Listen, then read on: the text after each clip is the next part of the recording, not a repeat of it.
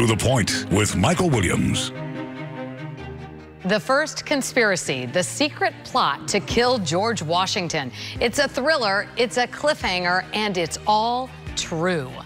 Good morning and welcome, everyone. I'm Kelly Dunn in for Michael Williams today, and my guest is who I consider a good friend and a good friend of To the Point. He is best-selling author Brad Meltzer, who has written so many wonderful books, but he's back with a fascinating one about an episode in our country's history that, Brad, few people have to know about this. Yeah, no, this is a story, like any good story, the best place to find it is I found it in the footnotes of all places. Really? And I'm reading through, this is almost a decade ago, and I read that line. Basically, it said something like, a secret plot to kill George Washington. I'm like, what?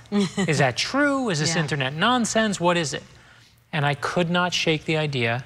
And I went to Pulitzer Prize-winning author Joseph Ellis, who won, did one of the great George Washington nonfiction biographies.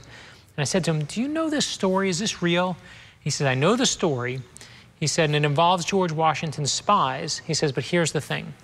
One, we figured out no one had written a modern book about it. But he said, you can find every detail about the slaves that George Washington owned. You can find the exact number of slaves he owned. You can find all the details.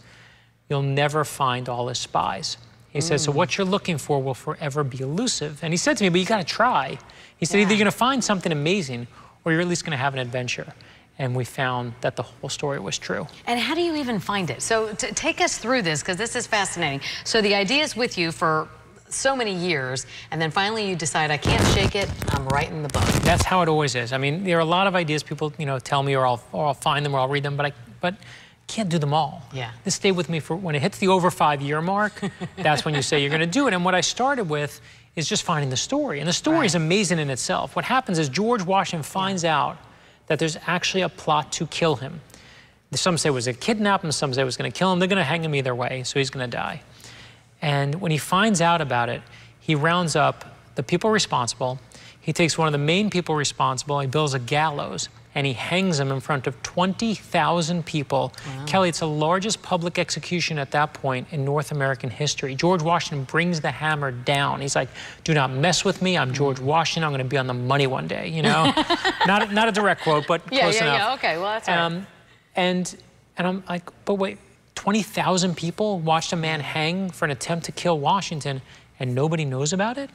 And you're like, why? And that becomes, it really becomes, like for me as a thriller writer, becomes the great mystery. And so I contacted my friend Josh Mensch and some friends of the National Archives, and we just started getting to work. Josh was the executive producer on our show Lost History, a documentarian, a Princeton graduate who just is an incredible writer. And we sat down and started researching and writing. And the story that you see is so mind-boggling because it really happened. What are some things that, that you were just like, jaw drops? Right. Well, the thing that's so amazing is when you see who's responsible. So one of the people is the governor of New York at the time. One is the mayor of New York. And you're like, okay, politicians are always crazy. It makes me feel better that even back then we had our crazy politicians, right?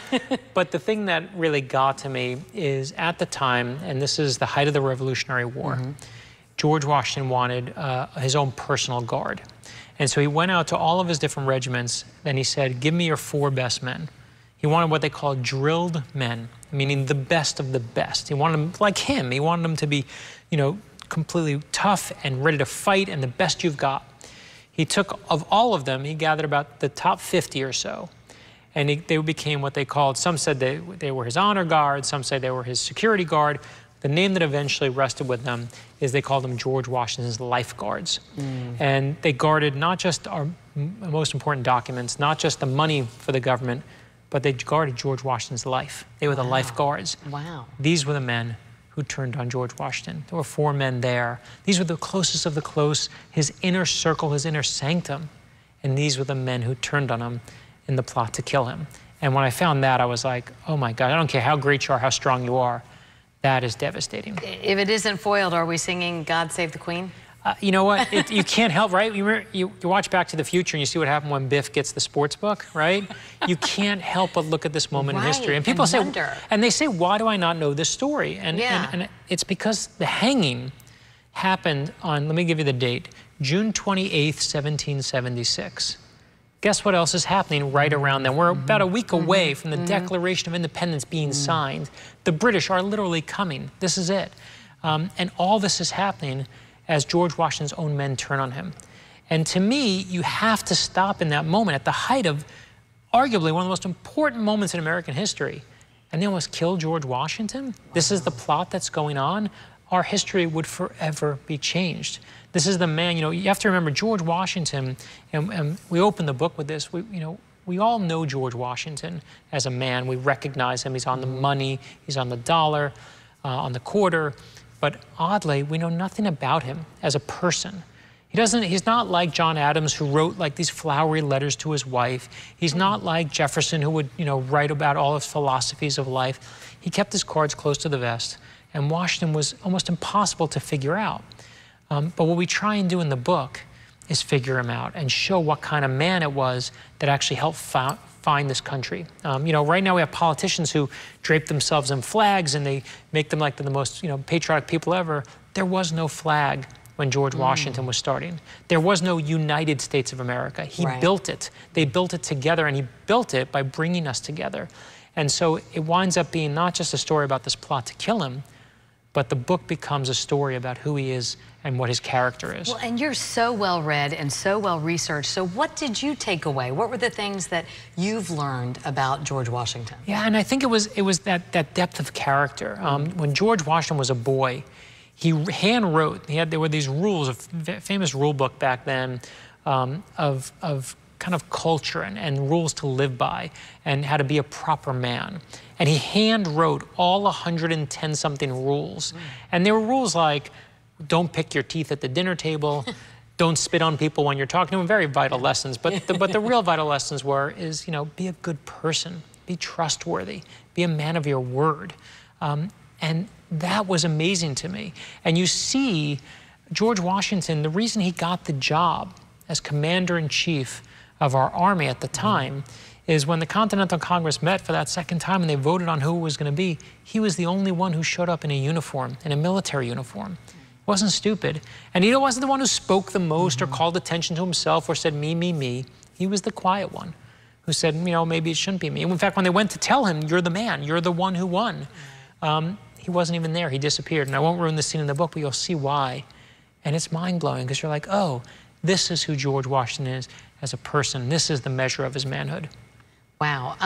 How do you, though, take all of that and not just write a dry history book about what happened? Well, then again, why am I asking him that? He's written all these best-selling novels. But seriously, you and Josh worked together and get all the correct... And Josh was a great researcher but for me, the thriller side is what I always love bringing to it. So I would say, no. When telling the story, here are the bad guys that no one knows are secretly working. Let's put them in the front so we can tease them out. And he's like, don't put it in chronological order. Let's flip it around. And I said, and then I added cliffhangers to every chapter. And my gosh. And he's like, oh, that's how you make a thriller. I'm like, right, here we go. And so it wound up being, great historical research by Josh mixed with my thriller writing. And I love that people have reacted to this book, and the reviews, the early reviews we've gotten on it we've just been so thankful. Oh, yeah, speaking of reacted to it, and we're going to talk in a little bit about former President, or the late President, George H.W. Bush. But, I mean, this is a who's who on the back of the book here.